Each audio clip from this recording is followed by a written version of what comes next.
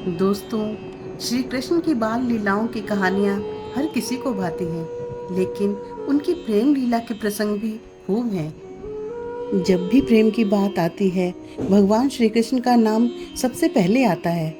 श्री कृष्ण को प्रेम और स्नेह का प्रतीक माना जाता है। पुराणों के अनुसार श्री कृष्ण की 16,108 रानियां थीं। श्री कृष्ण की मुख्य रानियों में रुक्मणी और सत्यभामा का नाम शामिल है।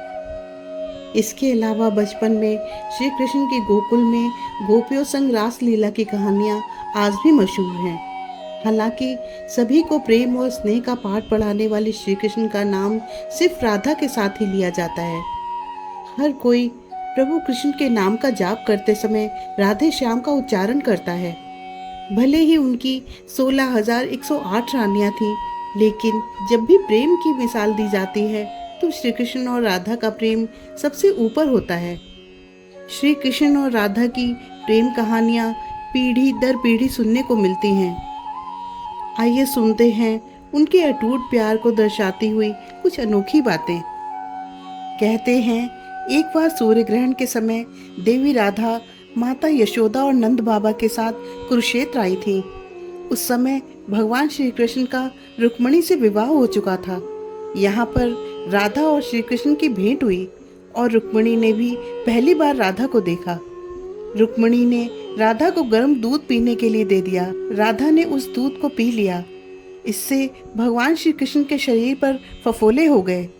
रुक्मणी ने जब श्री कृष्ण के शरीर पर फफोलों को देखा तो उससे इसका कारण पूछा। श्री कृष्ण ने बताया कि राधा के गर्म दूध पीने से उन्हें ऐसा हुआ है क्योंकि राधा उनके हृदय में रहती हैं। राधा को कष्ट होने पर असर मुझ पर होता है। ये थी राधा और कृष्ण के प्रेम की गहराई। इसी कृष्ण और राधा के प्रेम की ताकत कह लें या भौतिकता से दूर अध्यात्म और आंतरिक मिलन की मिसाल कह लें। एक दूसरे के साथ ना होने पर भी भगवान कृष्ण और राधा एक ही हैं। दोनों बचपन में बरसाना और वृंदावन की गलियों में मिले। उन्हें प्रेम हुआ। पुराणों के मुताबिक हर प्रेमी युगल की तरह वो भी एक दूसरे के साथ जीवन बिताना चाहते थे, विवाह करना चाहते थे, लेकिन ऐसा हो नहीं पाया। कृष्ण मथुरा चले गए और राजा बन गए। कहा जाता है कि जाने से पहले कृष्ण ने राधा से वापस आने का वादा किया था। हालांकि कृष्ण कभी वापस मथुरा नहीं लौटे। कृष्ण और राधा की प्रेम कहानी से ये समझा जा सकता है कि उनकी प्रेम कहानी अधूरी रह गई। दोनों का मिलन नहीं हो पाया। लेकिन अगर उनके प्रेम की गहराई को समझें तो राधा व कृष्ण कभी अलग थे ही नहीं। तो उनके विवाह और भौतिक मिलन का क्या अर्थ है? श्री कृष्ण की रास लीला वृंदावन की गलियों में आज भी कहानी किस्सों की तरह सुनाई जाती है। स्थानीय लोग बताते हैं कि कान्हा राधा जी के साथ शाम होने पर वन में रास रचाते थे। उनका साथ देने के लिए वन के पेड़ पौधे गोपियां बन जाया करते थे। पौराणिक मान्यताओं के अनुसार वृंदावन का निधिवन रास लीला का गवाह है। आज भी शाम की आरती के बाद निधिवन को बंद कर दिया जाता है। लोगों का मानना है कि भगवान रास लीला करने के लिए हर शाम यहाँ आते हैं। पेड़ गोपियां बन जाते हैं और कान्हा और राधा का मिलन होता है।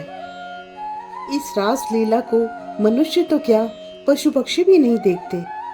सभी निधिवन से दूर हो जाते हैं। मान्यता ये भी है कि जिस भी मनुष्य ने कन्हैया की रास लीला देखने की कोशिश की, वो इसे बताने के योग्य नहीं रहा।